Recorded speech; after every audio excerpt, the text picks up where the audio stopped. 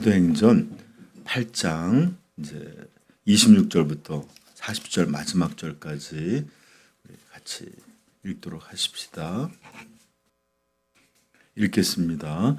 주의 사자가 빌립에게 말하여 이르되 일어나서 남쪽으로 향하여 예루살렘에서 가나로 내려가는 길까지 가라 하니 그 길은 광야라. 일어나 가서 보니 에디오피아 사람 곧 에디오피아 여강 간닥의 모든 국고를 맡은 관리인 네가 예배하러 예루살렘에 왔다가 돌아가는데 수레를 타고 선지자 이사야의 글을 읽더라. 성령이 빌립더러 이르시되 이 수레로 가까이 나아가라 하시거늘 빌립이 달려가서 선지자 이사야의 글 읽는 것을 듣고 말하되 읽는 것을 깨닫느냐? 네, 지도해 주는 사람이 없으니 어찌 깨달을 수 있느냐 하고 빌립을 청하여 수레에 올라 같이 앉으라 하니라. 있는 성경 구절은 이것이니 일러스되 그가 도살자에게로 가는 양과 같이 끌려갔고 털 깎는 자 앞에 있는 어린 양의 조용함과 같이 그의 입을 열지 아니하였더라.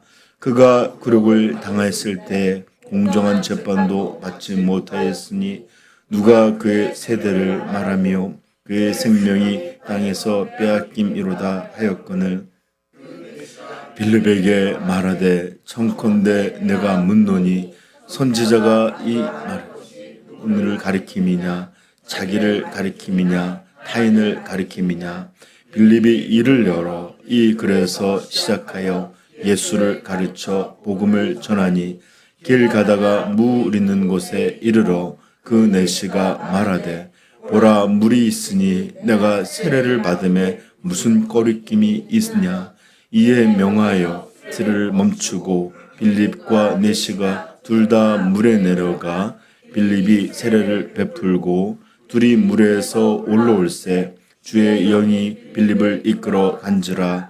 내드시는 기쁘게 길을 가므로 그를 다시 못하니라. 빌립은 아소도에 나타나 여러 성을 지나며 복음을 전하고 가이사라에 이르니라. 아멘. 여러분 오늘 본문을 짧게 좀 이야기를 하자면 스토리를 보면 먼저 본문에는 중요한 인물 두 사람이 등장하죠.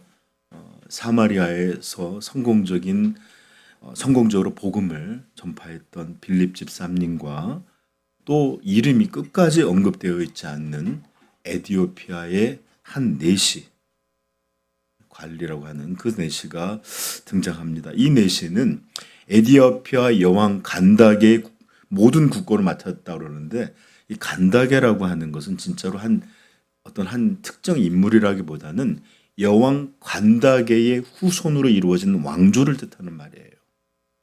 이씨 왕조처럼 이렇게 다이나스티를 말하는 건데 거기에서 모든 국고를 맡고 운영하던 아주 요직에 있던 그런 사람이었습니다. 여러분 잠깐 우리의 시각을 1992년으로 돌아가면서 잠깐 생각해 보면 미국의 민주당의 대선 후보였던 빌 클린턴은 당시에 걸프전 승리로 막 미국이 이렇게 환호하고 있었을 때 거의 당선이 확실시되던 부시 대통령에 맞서 선거를 치를 때 어떤 구호 하나를 하는데 아주 유명한 말입니다. 바보야, 문제는 경제야. 이런 구호를 이제 이렇게 하면서 당시에 이 외교나 또는 군사적으로는 승리를 얻었지만 미국 내에 경제적인 불황을 겪고 있던 이런 미국 사람들의 마음을 공략해서 결국은 당선되는 이런 일이 있었습니다. 문제는 바보야, 문제는 경제야. 이런 아주 굉장히 중요한 말이었습니다. 그래요. 지금도 마찬가지랍니다. 미국 사람들뿐만 아니라 현대 정치를 살펴보면 외교니 뭐 이런 것들, 통상 문제 이런 것들 막 중요할 것 같은데 결국은 내 밥그릇을 얼마나 풍성하게 하느냐 이게 요즘에 선거의 가장 중요한 이슈랍니다. 근데 이것은 현대뿐만 아니라 고대 세계에서도 권력은 어디에서 나올까요? 국고의 주머니에서 나오는 겁니다. 예전에 이런 말이 있어요. 남자의 배포는 지갑에 있다. 그런 것처럼 이렇게 이 돈은 여전히 권력이나 또 이런 것을 좌우하게 되는 아주 중요한 그러한 핵심적인 요소인데, 바로 왕의 모든 국고를 담당하던 사람이 바로 이 넷이었다라고 들려주는 걸 봐서 굉장히 권력의 정점에 있던 아주 중요한 요직을 맡았던 그런 사람임을 알게 됩니다. 하나님께서는 근데 이 빌립을 명하시고 이 빌립을 통해서 이 사람에게 복음을 전하게 하셨고, 이 내시는 이 복음을 너무나 즉시 받아들였고 세례를 받고 고국으로 돌아가고, 빌립은 또 성령에 의해서 다른 지역으로 옮겨 다시면 전도를 하였다라는 것이 오늘 이야기의 이렇게 대략적인 내용입니다. 이제 우리는 이 본문의 내용들을 통해서 에디오피아 내시에게 임한 하나님의 구원에 대해서 조금 더 심화해서 살펴볼 것이고, 또 이런 하나님의 놀라운 역사를 통해 배우게 되는 하나님 그분에 대한 지식, 그리고 이런 은혜의 역사를 통해 사용되는 사람들, 그리고 또 이 사건을 통해서 참된 신앙의 모습은 어떤 것인지, 이런 세 가지 중요한 주제에 대해서 여러분들과 함께 살펴보려고 합니다. 딱 세 가지예요. 간단하죠? 네. 1시간 반만 30분씩 전해드리겠습니다. 첫 번째 우리가 이 본문을 통해서 주목하고자 하는 것은 성령의 주권적인 역사입니다. 종종 우리가 전도를 하는 것에 있어서 오해하는 것들이 있는데, 전도라는 것은 어떤 한 사람이, 전도자가, 지금 복음을 전하는 사람가 너무너무 열정적으로 복음을 전하고 또 영혼을 구원하겠다는 구령의 열정이 불붙듯이 일어나서 하는, 즉 열심 있는 전도자들에 의해 이루어지는 것이다 라고 막연히 생각해요. 그리고 보통 우리가 전도를 잘 못하는 이유 중에 하나도 내게는 그런 열심이 없고 또 구원에 대한 어떤 불붙는 그런 마음이 안 되니까 잘 전하지 못하는 것 같은 그런 느낌이 들 때가 있습니다. 물론 틀린 말은 아닙니다. 그러나 우리는 종종 이렇게 우리 전도자 안에 있는 어떤 열심이나 불꽃이나 이런 것보다도 더 중요한 어떤 것이 있다라고 하는 것을 간과하거나 또는 그것을 주목하지 못하거나 소홀히 여길 때가 있어요. 그게 뭐냐?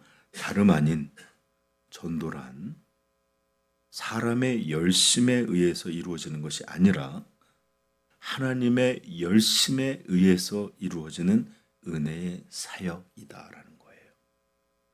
전도란 뭐라 그랬지? 서희야? 은하야 같이 시작. 전도란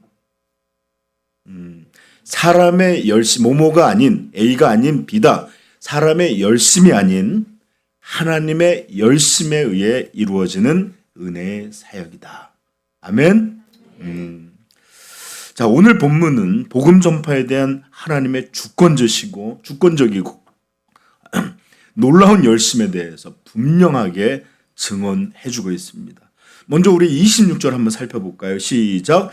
주의 사자가 빌립에게 말하여 이르되 일어나서 남쪽으로 향하여 예루살렘에서 가사로 내려가는 길까지 가라 하니 그 길은 광야라. 여기 구절 안에 굉장히 많은 내용이 있어요. 빌립 집사님은 우리가 지난주에 봤지만 사마리아라고 하는 큰 성에서 놀라운 복음의 역사를 전파하고 경험하고 열매를 거두었던 그런 사람입니다. 그 성에서 예수 그리스도의 주되심과 그분이 우리의 구원자이심을 전파했고, 사람들이 놀랍게도 그것들을 믿고 세례를 받고 주께 돌아왔어요. 그리고 예루살렘 교회에서는 이 일이 진짜일까? 그래서 베드로와 요한 사도를 파송했습니다. 그리고 그들을 통해서 성령이 임하셨고, 이 사도행전에서 성령이 임하심은 하나님의 역사가 나타난 분명한 증거로 표현되거든요.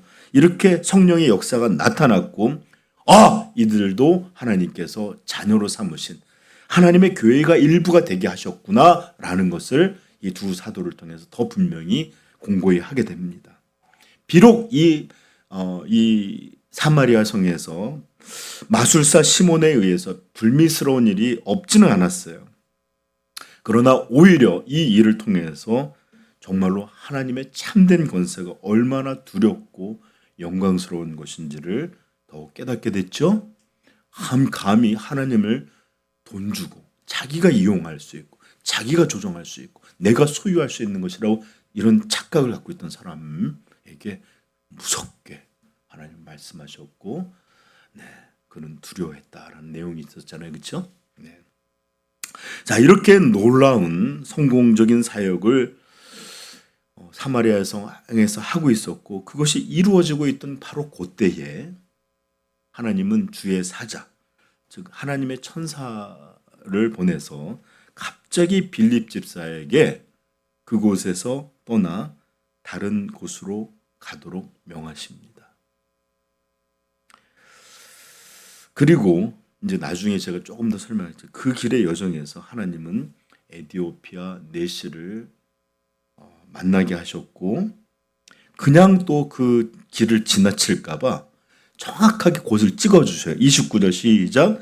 성령이 빌립보로 이르시되 이 수레로 가까이 나아가라 하시거늘. 그래요.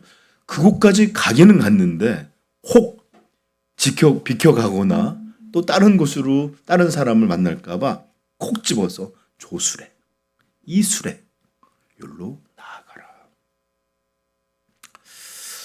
여러분, 이 내용만 보셔도 이렇게 빌립을 에디오피아 내시가 있는 지역으로 하나님께서 보내셨고, 또 그곳을 분명하게 성령께서 지시하셨고, 또 마침 그때 왜인지 모르지만 내시는 하필이면 이사야 말씀을 통해서 고민하고 있었어요.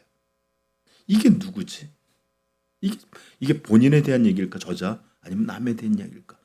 그럴 때 빌립이 이것에 대해서 들려주게 하심으로 그가 예수님을 영접하고 세례받는 이런 구원의 일들을 누가 다? 성령께서 지금 이렇게 주도하고 이루셨다라고 우리에게 들려줍니다. 이렇게 성령께서 전도자를 보내셨고, 또 그에게 분명하게 나아가도록 인도해 주셨고, 성령의 그 마음을 열어서, 내시의 마음을 열어서 이 복음, 예수 그리스도의 복음을 믿게 하셨다라고 성경이 기록하고 있는 것입니다. 그러므로 이 모든 사건을 보면 성령께서 주도적으로 일하고 계시고, 또 그분이 열심을 내어서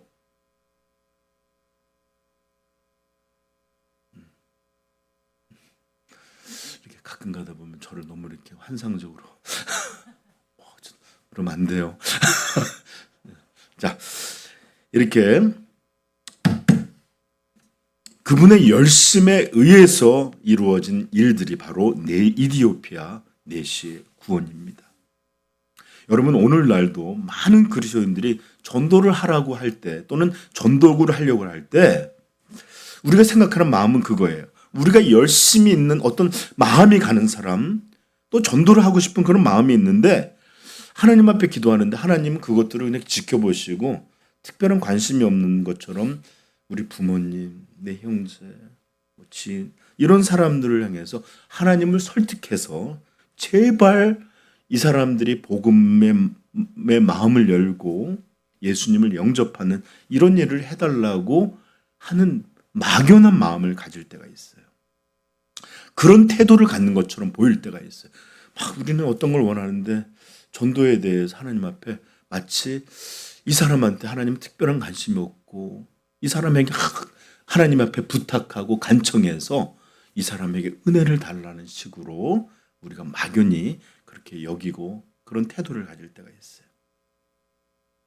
그러나 성경은 누구보다 복음을 전하게 하시고 믿게 하시고 마음을 열어 구원에 이르게 하시는 그런 가장 큰 열심을 가지신 그런 분이 누구라고? 하나님 자신이라고 우리에게 분명히 들려주고 있습니다. 오늘 이 사건을 보십시오. 이 놀라운 구속의 역사는 빌립이 계획한 게 아니었어요. 그가 나도 이제 더 다른 곳에 가서 더 복음을 전해야겠다 이런 소망 때문에 이루어진 사건도 아니었고, 또 이 구원은 내시가 하나님 앞에 막 부르짖고 이래 갖고서 내시의 간절함에 의해서 이루어진 일도 아니었습니다. 오직 성령께서 그분의 열심으로 주도하셔서 보내시고 인도하시고 마음을 열게 하시고 구원을 베푸시는 이런 주도적이고 열심 있는 그런 구원을 베푸신 분이 누구시다? 하나님이시다. 오늘 본문이 들려주는 말이에요. 이렇게 모든 구원의 역사는 사람의 열심이 아닌 하나님의 열심에 의해서 이루어지는 은혜의 사역임을 반드시 기억하시길 부탁드립니다. 전도의 주체는 내가 아니에요. 하나님이세요. 그러므로 하나님께서 이 사람을 구원해 주실까? 저 사람에게 복음을 전하는 이러지 마시고 담대하게 하나님이 사람을 향하여 누구보다 가장 큰 열심과 주도로 하나님이 원하시는 일을 내가 감당하고 있다는 것을 기억하고 담대하게 복음 전할 수 있기를 축복합니다. 나는 전하고 싶은데 하나님이 이렇게 해주실까 도와주실까가 아니에요. 누구보다 하나님이 주도적이고 열심으로 이 일을 행하신다는 것 믿기를 축복합니다. 자, 이제 우리가 살펴볼 두 번째는 전도자의 모습입니다. 전도자. 그렇습니다. 구원의 역사는 이렇게 하나님이 하시는 일이고 그분의 주권적인 열심, 주권적인 은혜로 이루어지는 것입니다. 그러나 이런 하나님의 구원의 역사는 하나님께서는 전도자를 통해서 행하시기를 기뻐하신다라는 거예요. 전도자를 통해서. 우리 고린도전서 1장 21절 찾아볼까요? 고린도전서 1장 21절.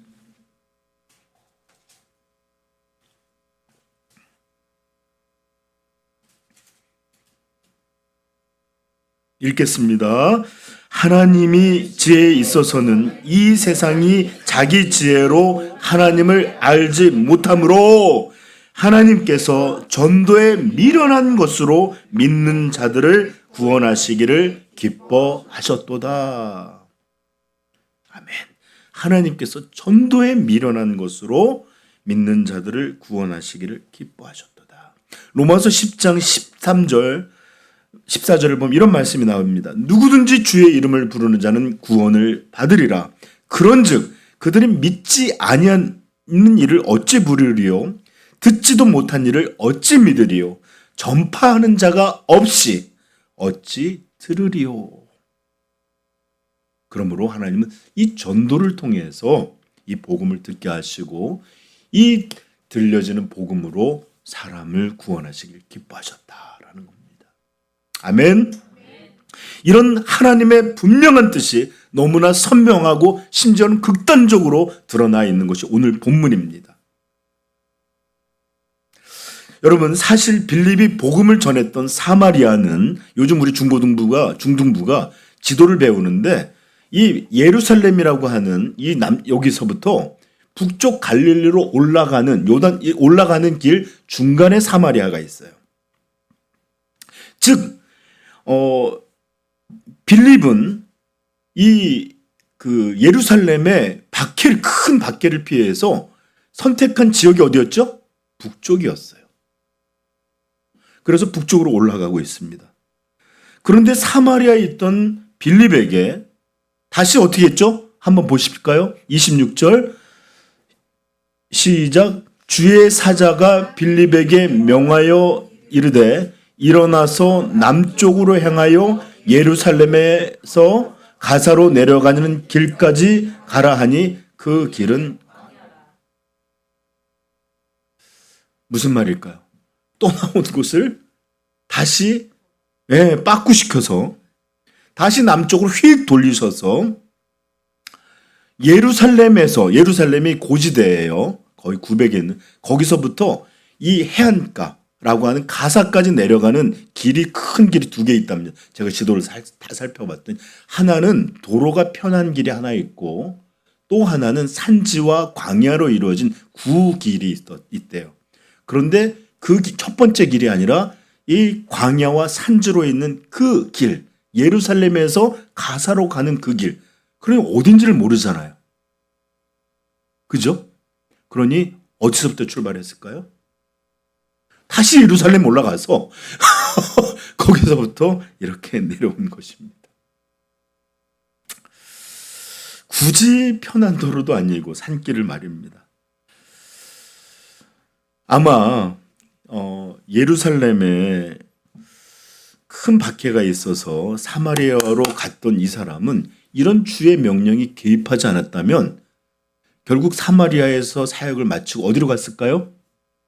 계속 북쪽으로 가게 됐을 것입니다. 40절이 그것을 증명해요. 자, 8장 40절 읽어볼까요? 시작. 빌립은 아소도에 나타나 여러 성을 지나며 복음을 전하고 가이사라에 이르니라. 이 아소도라고 하는 게 이 가사로 내려가는 길에서 다시 올라갔다가 이 더 북부 쪽으로 하는 이스라엘 북부 이 가이사라 빌립보 지역까지 끝까지 올라갔다는 거예요. 그리고 나중에 빌립의 딸들에 대한 이야기가 21장에 나오거든요. 근데 거기에서 계속 빌립이 거하고 있었던 거예요.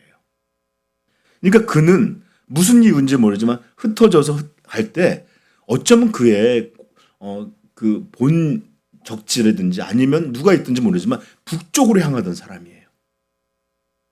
그런데 거기서 나중에 정착도 하고요. 그런데 마치 달려서 북쪽으로 가던 길에서 사마리아에서 갑자기 유턴 쫙 돌리더니 다시 예루살렘으로 그리고 그 산지에서 다시 가사로 내려가는 그 길로 방향을 바꿔서 급하게 가게 하셨습니다.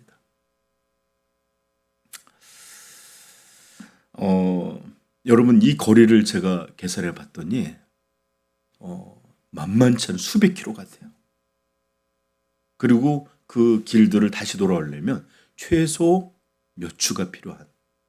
우리는 그냥 바로 왔다고 옆 동네 가라고 생각했는지 모르지만 그냥 직선으로 한 번도 쉬지 않고 가도 일주일 이상의 거리는 거리래요.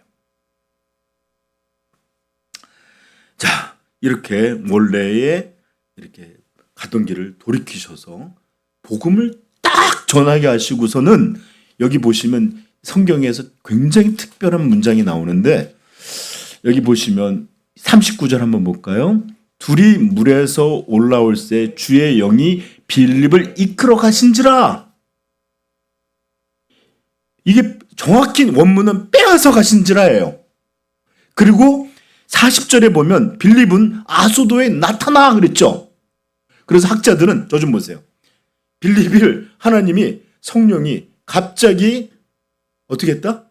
순간 이동시키셔갖고 마치 요즘 초능력자처럼 순간 이동시켜갖고 아소도에 갑자기 나타난 이런 식으로 묘사되어 있다는 거예요. 정확히 내용은 잘 몰라요. 근데 그러나 이렇게 기록을 한 기록이 없는데 갑자기 빼앗듯이 그분을 없애지게 했다가 거기에 나타났다. 그리고 북쪽으로 다시 보내신 거예요.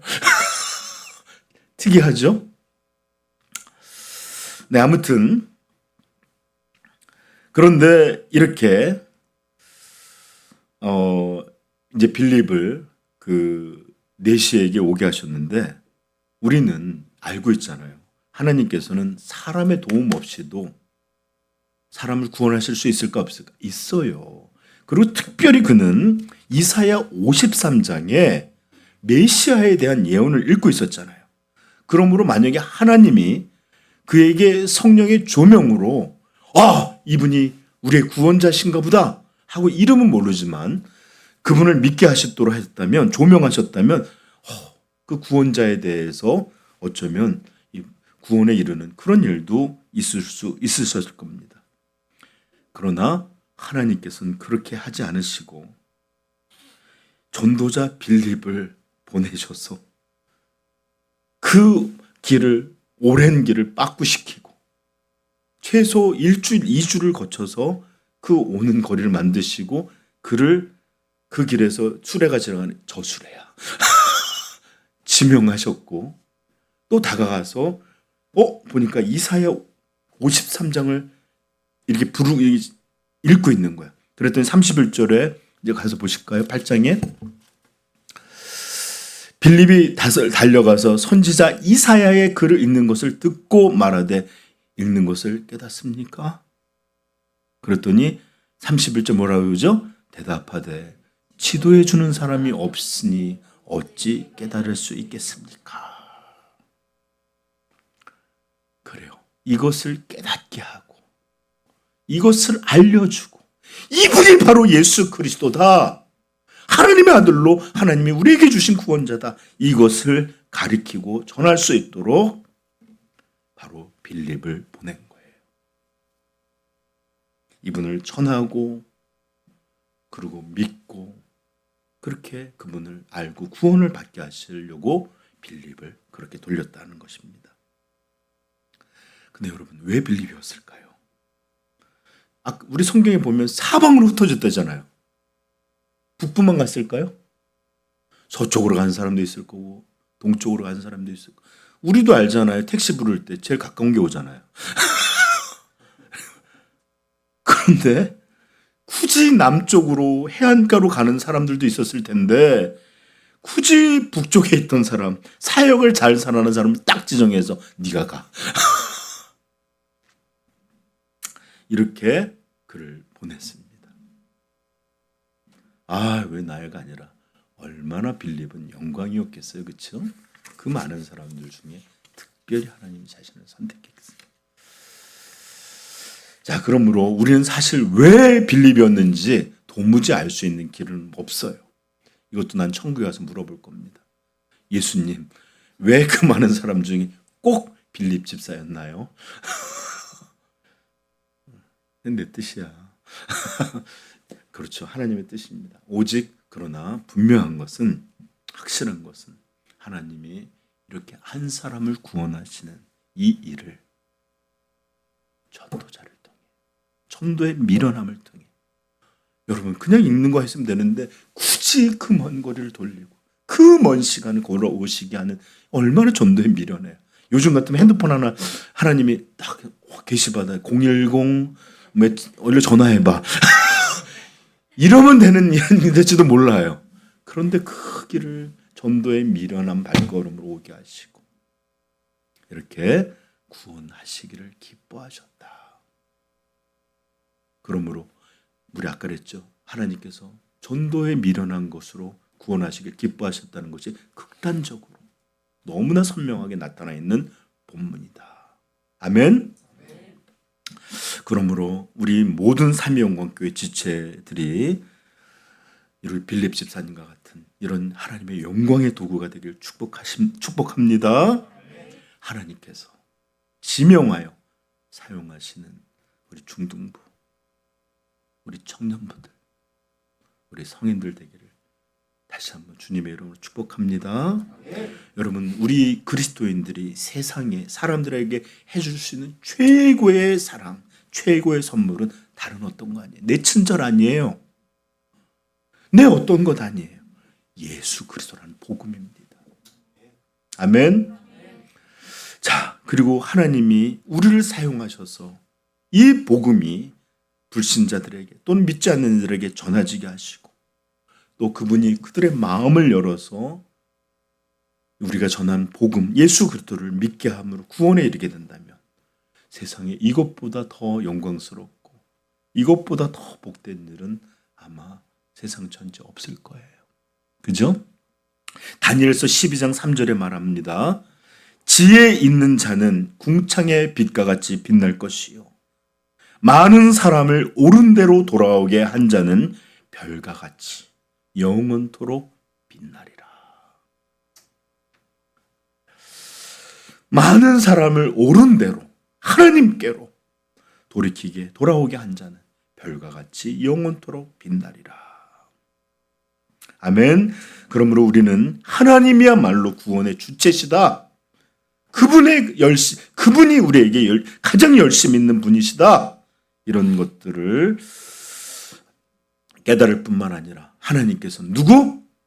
우리를 통하여, 전도자를 통하여 이렇게 구원 베푸시는 걸 기뻐하시는 하나님인 것을 깨닫게 되길 축복합니다. 오늘 빌립처럼 그러므로 순종만 하십시오.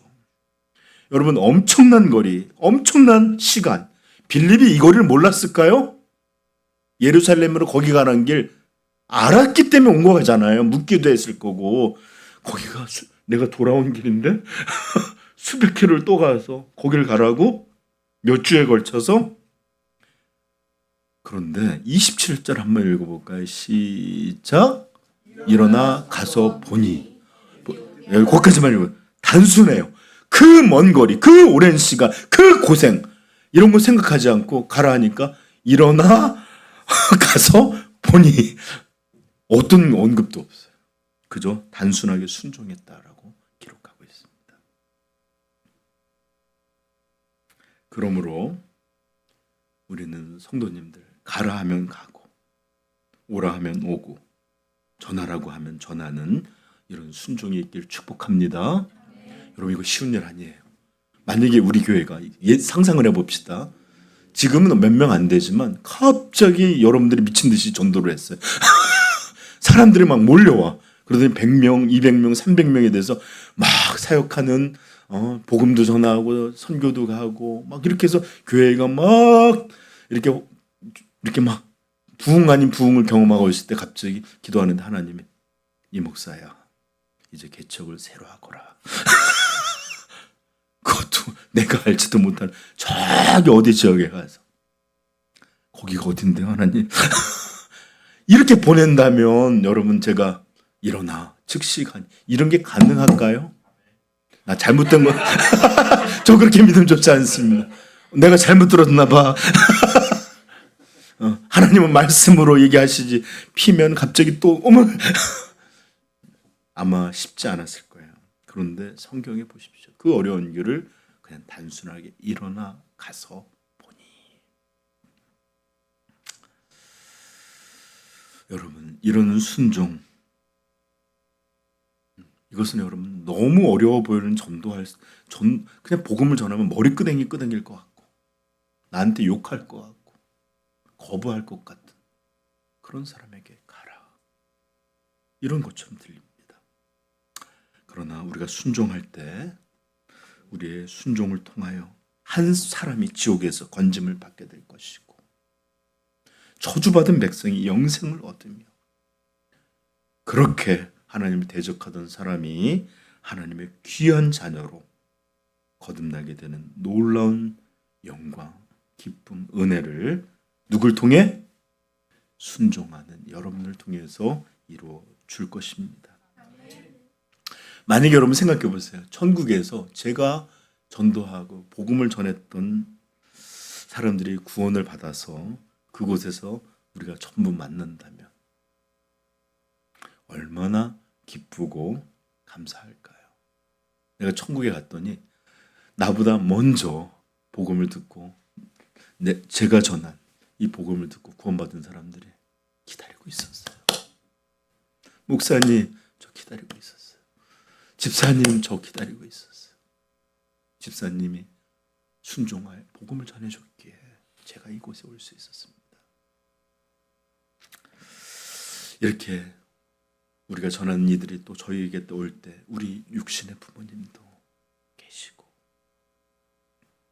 육신의 형제들도 있고 또 나중에는 우리 자녀들도 막 달려와서 엄마, 아빠 가정에서 들려줬던 말씀들로 내가 주님을 영접할 수 있었어요. 그때는 엄마, 아빠가 아니라 이름을 부르겠죠. 누구 성도요. 그리고 우리의 지인들도 이렇게 한가득하게 우리에게 달려와서 순종해줘서 고맙다고, 그렇게 반갑게 예수 그리스도 안에서 만나게 될 때, 여러분, 전 그런 생각을 했는데 막 너무 기뻐서 눈물이 펑펑 날 것 같아요.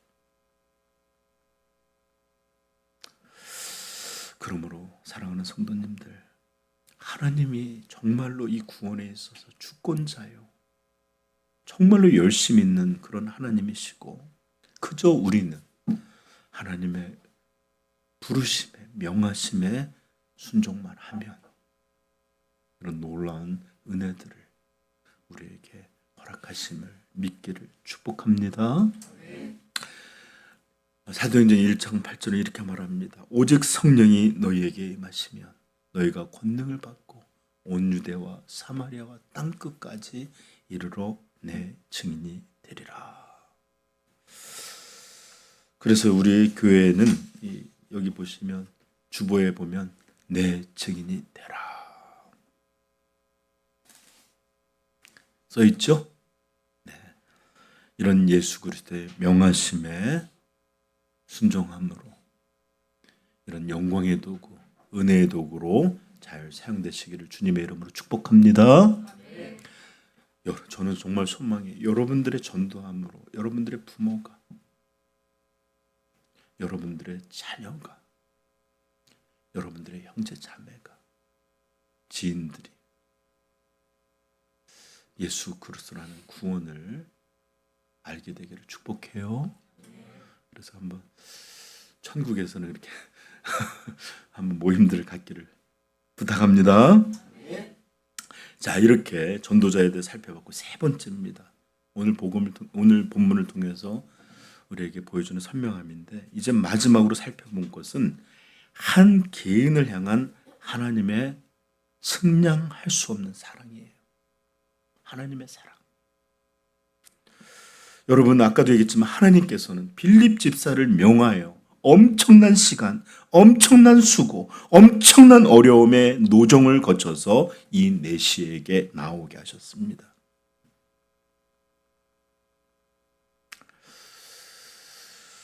여기서 잠깐 제가 끊고서, 제가 뉴욕에 혼자 갔던 일이 기억나는데, 그때는 토론토는 아직 겨울이었는데 그래도 좀 뉴욕은 좀 남쪽인데 그래도 좀 낯섭니다. 그래갖고 갔는데 봄쯤이었는데 사람들이 어마어마하게 많은 거예요. 초록색 옷을 입고 초록색 모자를 쓰고 크로바 같은 이런 모자가 있거든요. 쓰고 막 악기를 치고 노래하고 춤추고 이러고 가더라고요. 그래서 옆에 있는 사람들 이게 뭐 하는 거냐 물어봤더니 오늘이 세인트 패트릭 데이다라고 가르쳐주더라고요. 세인트 패트릭 데이. 그게 뭐냐 하면 아일랜드라고 하는 곳에 기독교를 처음 전파했던 사람이 바로 그냥 패트릭이라고 하는 사람인데, 캐톨릭 교회에서는 이 사람을 성인으로 올려서 아일랜드의 수도 성인으로 삼았어요. 그래서 이 사람을 기념하는 축제가 3월 17일 날 이렇게 영국과 미국과 이렇게 영영권에서 이렇게 이루어지는데, 하필 제가 그날 뉴욕을 가게 된 거예요. 그래서 이렇게 복음을 처음 아일랜드에 갖고 왔던 그 사람, 이 사람을 기념해서 이루어지는 축제였던 거예요. 자, 여러분 한번 생각해 보십시다. 사마리아의 복음을 처음 전한 사람이 누구예요? 빌립. 근데 갑자기 이 사람을 뺏어냈어요. 갑자기 뺏내서 넌 거기 가. 그러면 이제 성단위, 도시단위가 아니라 어디로 가야 돼요? 한 민족, 한 국가, 이렇게 복음을 처음 전하는 그런 사람이 되게 하시려고 보냈다면 그런 노정이 이해가 돼요. 이 사람을 떠나서 이제 어느 나라, 어느 민족에게 복음을 처음 전하게 하는 세인트 패트릭처럼 이렇게 전하려고 보내셨나 보다. 그런데 이 하나님이 보낸 이 명령, 이 전도 여행, 이 어려운 길은 오직 하나, 에디오피아 내시에게 나아가서 이 사람에게만 복음을 전하고 다시 성령께서는 그를 콱 빼앗듯이 빼어서 다른 지역으로 보내버렸다 라고 오늘 본문이 증언하고 있죠. 그러므로 오직 하나님께서는 이 넷이 한 사람, 이 사람만을 위하여 빌립을 보냈다는 거예요. 여러분, 이렇게 생각할 수 있어요. 목사님, 그는 간닥의 왕조의 국고 전체를 담당한 재무대신이고 고위직이니까 하나님이 그의 영향력을 생각해서 그를 이렇게 딱 특정해서 그렇게 빌립을 보낸 게 아닐까요? 아니에요. 전혀 그렇지 않습니다. 하나님은 왕이라 할지라도 하나님 앞에서는 천한 것으로 여기실 만큼, 그렇게 따질 것 같으면 여기 흩어진 모든 사람을 그냥 로마로 보내지, 다 로마 황제로 다 보내버리지 왜. 그런 게 아니에요. 여러분, 이 사람은 그 나라에서 높은 지위에 있을지언정 인간적으로 너무 불쌍한 사람이에요. 남자로서 불릴 수 없는 고자, 거세당한 넷이었어요. 그런데 그 사람이 유대교의 여호와 하나님에 대해서 들었던 것 같아요. 입교한 사람이에요. 그러나 이 하나님에서 놀라운 열심이 있었는데 예배하러 예루살렘을 다녀왔다라고 하고 있어요. 보시면 27절 후반에 보면 관리인 네시가 예배하러 예루살렘에 왔다가 돌아가는데, 아마 길을 잘 몰랐으니까 산지 험한 길로 돌아갔는지 모르겠어요. 그런데 어쨌든 그렇게 돌아가는데, 제가 한번 찾아봤습니다. 이 당시에 간닥의 왕조가 있던 그 성이 메롱네라고 하는 곳인데, 여기서부터 예루살렘 거리는 직선 거리로 2,500km에서 3,000km래요. 직선 거리로. 예를 들어서 한 성에서 부산진까지 고속도로가 뚫리지 않고 그냥 산을 넘고 문경 넘어가고 이렇게 들어갔으면 엄청난 거리인데, 이 사람이 아무리 빨리 온다 해도 최소로 잡아도 최소 3, 4개월이 걸린대요. 그러니 왕복에 편도만 그런 거예요. 왕복으로 하면 몇 킬로예요? 5,000km, 6,000km를 다닌 겁니다. 반년에서 거의 1년이 걸릴지도 모르는 그 거리를 거쳐서 뭐하러? 예배하려. 왕의 서신을 받은 것도 아니고 대사로 온 것도 아니고 그냥 개인적인 일로 예배하러 온 것이에요. 그러니 그 오랜 시간을 비워둬야 될 중요할 자리를 위해서 그가 얼마나 준비했겠어요. 미리 처리해야 될 일들, 또 그것들을 담당할 어떤 사람을 맡기는 일들을, 하여튼간 여기 오기 위해서 무지하게 많은 수고와 노력과 일을 미리 땡겨놓고 그렇게 먼 거리를 돌아온 것입니다. 그런데 그 사람은 이디오피아 사람, 한마디로 검은 얼굴의 이방인들이었고 심지어 거세당한 넷이었어요. 유대교회에서는 이 사람들을 어떻게 취급하는지 압니까? 신명기 23장 1절, 고환이 상한 자나 음경이 잘린 자는 여호와의 총회에 들어오지 못하리라. 그러하기에 이 먼 거리를 고생해서 왔고 이 먼 자리로 예배하러 왔을지라도 그는 예배 자리에 참석할 수 없었어요. 그저 이방인의 뜰에서 멀리서 하나님의 이 예배드리는 찬양대가 찬양하는 소리, 이것을 들은 게 전부였을 거예요. 그리고 돌아오는 길에 어쩌면 회당에서는 이 하나님의 소리를 낭독하는 일이 있으니까 그 멀리서 그것을 듣고 했던 게 아마 그가 예루살렘에 방문한 전부였을 거예요. 예배하러 왔는데 예배자의 자리로 나아갈 수도 없는 몸이에요. 그냥 이방인의 뜰에서, 그리고 사람들이 내시로 하는, 전부 천하게 여긴 이런 곳에 왔다가 가는 거, 그게 전부였어요. 아마 아까도 얘기했지만 회당에서 들려지는 낭독 소리에 이사야가 있으니까 그것을 구해서 아마 읽고 내려가는 중에 있었을지도 모릅니다. 그리고 그 중에 빌립을 만나서 이게 자기에 대한 얘기냐, 남에 대한 이야기냐? 아니라 하나님의 아들 독생자에 대한 이야기라. 이것을 듣는 이런 일이 있었던 것이죠. 여러분, 그의 고국에서는 아무리 내시라고 해도 중국의 환관들처럼 사람들은 멸시했지만 돈은 많았고 권력은 갖고 있었어요. 예전에 중국의 동창이니 서창이니 다 내시들이 이렇게 왕 주위에서, 황제 주변에서 그렇게 권력을 누렸다고 하지요. 그러나 그가 열심을 다해 믿는 유대교 신앙에서 그는 인정받는 사람이 아니었어요. 초라하고 미천하고 미혹한 그런 사람이었을 뿐입니다. 그럼에도 그는 이 신앙에서 자기가 얼마나 냉대받고 있는지, 얼마나 초라한지, 얼마나 미천하고 얼마나 그 내시라는 이 불행 때문에 거부당하고 있는지 분명히 알았어요. 그럼에도 그는 하나님이 계시다는 것과 그 여호와 하나님이 참된 하나님이라는 것, 이것만큼은 믿었던 것 같아요. 그러했기에 이런 냉대, 이런 거부감 앞에서도 하나님을 믿고 그분에게 나아갈 수 있었던 것입니다. 즉,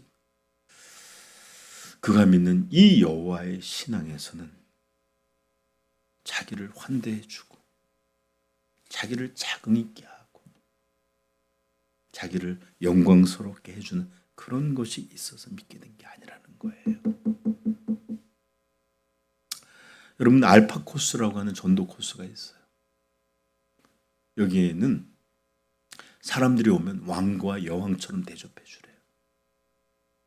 막 온 교인이 환대해주고 밥도 차려주고, 그 알파 코스 12주 동안 일부러 예복 같은 거를 입고 나와서 막 스테이크도 내려주고 장식도 꾸며주고, 그래서 사람들이 와, 교회 오면 이렇게 좋은 거구나, 이런 식으로 해서 전도를 하라는 가르침이에요.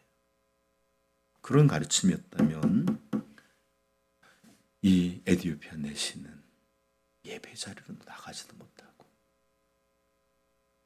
이런 그저 천대받는 사람이었을 뿐이고, 왜 내가 믿어 이런 거를? 나는 내 삶에서 충분히 고생스럽고 비참해. 근데 또 나가서도 이 짓을 당해? 나는 못해. 할 수 있었을 거예요. 그러나 그에게 하나님을 선택할 수 있다는 그런 참혹한 생각을 그는 감히 할 수도 없었고, 자기를 어떻게 대우하냐의 문제로 하나님의 신앙을 버리기도 하고 하는 이런 상상을 할 수 없었을 만큼 그에게는 겸비한 그런 온전함은 있었던 것 같습니다. 마치 시편 123편 1절에 하늘에 계시는 주여, 내가 눈을 들어 주께 향하나이다. 상전의 손을 바라보는 종들의 눈같이, 여호와의 손을, 여주인의 손을 바라보는 여종의 눈같이 우리의 눈이 여호와 우리 하나님을 바라보며 우리에게 은혜 베풀어 주시기를 기다리나이다. 이렇듯 그는 하나님 앞에 초라하고 겸비한 한 사람으로 비록 구약의 하나님만을 알았지만 하나님께서는 빌립이라고 하는 사람을 이렇게 급히 먼 거리를 보내셔서 예수를 증거하게 하셨고, 이 사람을 전국의 백성으로, 그분의 자녀로 받아주셨던 그런 내용을 우리는 보게 됩니다. 그리고 39절에 보면 어떻게 됐죠? 그가 구원받았음을 간접적으로 보여주는 말인데 8장 39절 시작. 둘이 물에서 올라올새 주의 명이 빌립을 이끌어 간지라 내시는 기쁘게 길을 가므로, 그를 다시 보죠. 기쁘게 다시 갔다. 그렇죠?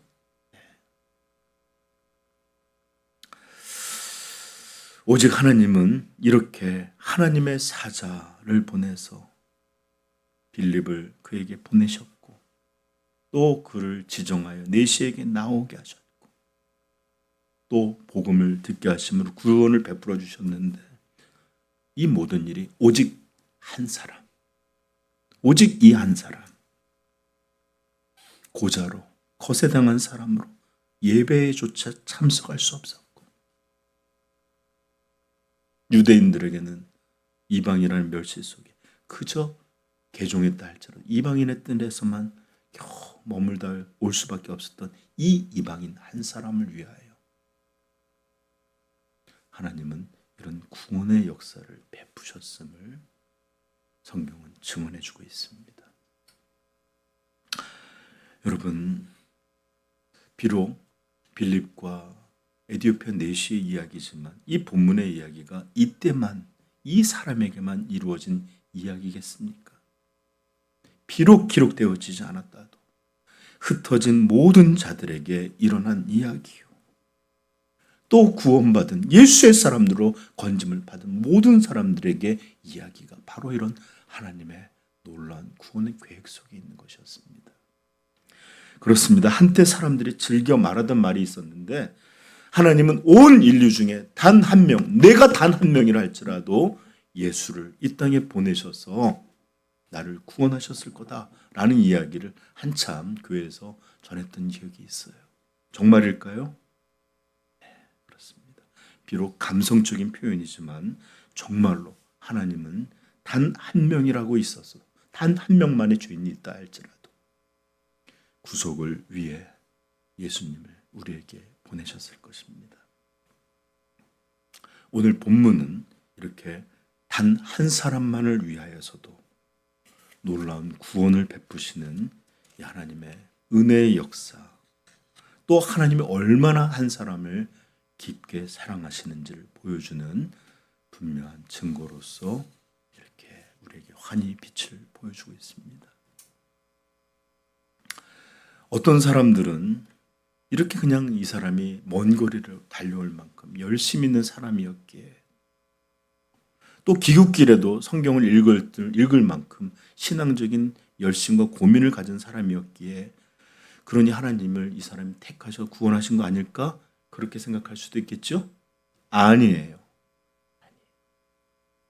로마서 5장 8절 찾아보십시다.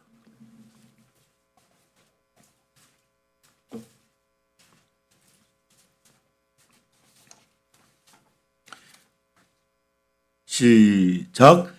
우리가 아직 죄인 되었을 때에 그리스도께서 우리를 위하여 죽으심으로 하나님께서 우리에 대한 자기의 사랑을 확증하셨느니라.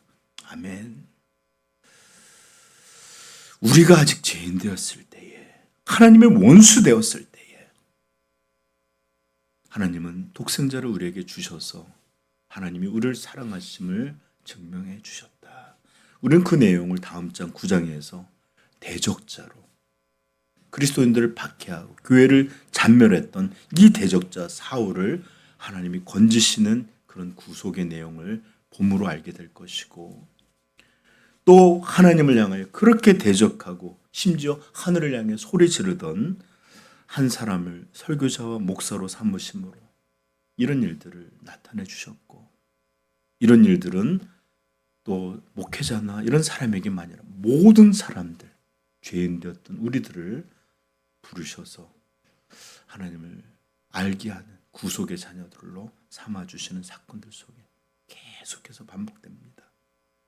그러므로 이 내시의 구원받음은 이렇게도 종교적인 사람, 이렇게도 열심히 있던 사람, 이렇게도 이 신앙적인 행위나 이런 것들에 이러한 사람조차도 구원이 필요한 죄인일 뿐이며 오직 하나님의 구원이신 예수 그리스도 외에는 다른 구원이 없음을 보여주는 한 대표적인 모습일 뿐이고, 그가 찾아서가 아니라 하나님이 먼저 그를 향해서 보내시고 인도하시고 구속의 문을 열어주셔서 구원받았다는 것을 나타내주는 인물이요. 이제 복음이 혼혈이었던 사마리아를 넘어 이방인, 그리고 심지어 구약 율법에서는 금지되었던 내시 고자들에게까지도 이제 이 복음이 환하게 열렸다는 것을 드러내주는 그런 증거의 사람으로 이렇게 드러난 것이지, 그가 훌륭해서, 그가 찾아서, 그가 고위직이에 하나님이 그를 빌립을 보내서 구원한 것이 아님을 분명히 깨닫게 되기를 축복합니다. 그러므로 어떤 경우라도 구원의 역사를 사람에게서 원인을 찾지 마십시오. 오직 하나님의 은혜에서만 바라보시고 깨닫게 되기를 축복합니다. 즉 사람의 열심이 아닌 하나님의 열심히 이룬 사건이 바로 구원이에요. 아멘. 하나님의 은혜가 이룬 사건이 구원이지 사람의 훌륭함 때문에 얻게 되는 것이 아님을 다시 한번 깨닫게 되기를 축복해요. 자, 이제 말씀을 마치면서 정말입니다. 하나님은 한 사람을 소중히 여기십니다. 사랑하세요. 오늘날 문화가 더 발전할수록 개인주의 넘쳐나고 개성이니 뭐니 이런 말을 넘쳐도 사람 존중을 없어져 가는 이 문화 속에서 진실로 하나님은 한 사람 한 사람을 사랑하신다는 이 복음의 메시지를 깊이 깨닫게 되길 축복해요. 하나님은 그의 아들을 우리 같은 무명의 사람, 초라한 사람, 아니 하나님을 대적했던 죄인들을 향해서 주셨습니다. 예수님은 그저 온 인류가 아니라 한 사람에게 오신 구원자이시기도 한 것을 분명히 깨닫게 되길 축복해요. 그러므로 스스로 자기의 가치, 존중됨 이런 걸 쟁취하려 여기지 마시고 복음 안에서 하나님의 사랑이 내가 귀한 것임을 그저 믿게 되기를 겸손으로 알게 되기를 축복합니다. 그래서 그렇게 하나님이 우리 한 사람을 그렇게 사랑하셔서 저와 여러분이 이곳에 나와 있고 이렇게 예배드리고 이렇게 또 하나님의 말씀을 기쁨으로 듣는 줄 믿어요. 그래요. 하나님은 그냥 전체를 부르시는 것이 아니라 우리 한 사람 한 사람을 사랑하심으로 그의 말씀으로 부르시고 예배로 부르신다는 것 깨닫게 되기를 축복해요. 여러분은 어쩌다가 우연히 그냥 남친이 여친이 오라고 해서 또는 부모가 다녀서 그냥 어떻게 하다 보니까 어렸을 때부터 교회를 다녀서 이곳에 예배자로 나와 있는 것이 아니라 하나님이 여러분을 이 만물이 생기기도 전에 예수 그리스도 안에서 여러분을 작정하셔서 선택하시고 또 그분의 열심과 주권적인 은혜로 그리고 그렇게 사랑하는 그분의 사역자들, 백성들, 전도자들을 목숨을 잃어가게 하면서까지도 말씀을 전하게 하심으로 우리가 하나님을 믿고 그리스도인이 되고 하나님의 백성으로 살아가게 되는 줄 믿습니다. 이렇게 성도로 예배 자리로 나오게 된 것은 하나님의 은혜가 없었다면 어떤 이도 하나님의 열심이 없었다면 어떤 이도 이 자리에 있을 수 없고 누구도 그리스도를 찾을 수 없는 그런 우리가 죄인이라는 것을 깊이 깨닫고 이렇게 우리 개인에게 찾아오신 이 하나님의 놀라운 은혜, 이 하나님의 놀라운 영광, 이것을 기쁨으로 깨닫게 되는 성도 되기를 축복합니다. 그리고 이런 하나님, 한 개인에게 간절한 사랑으로 다가오시는 하나님, 이분에게 나아가고 이분과 동행하고 이분을 예배하는 우리 삼위영광교회 되시기를 주님의 이름으로 축복합니다. 기도하겠습니다.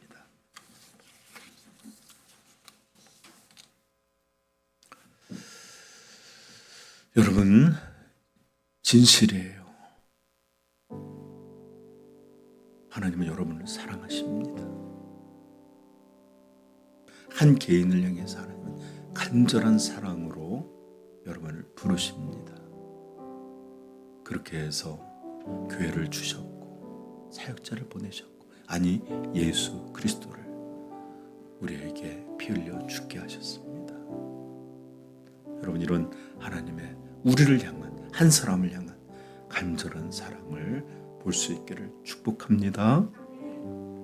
그러므로 이 시간 이곳에 나와 하나님 앞에 있을 수 있으니 오직 하나님의 은혜와 사랑임을 깨닫고 이제 우리도 이 은혜를 아는 자, 이 사랑을 아는 자들로 하나님 앞에 나아갈 수 있기를 다시 다시 한번 축복합니다. 우리 같이 기도로 나아가십시다.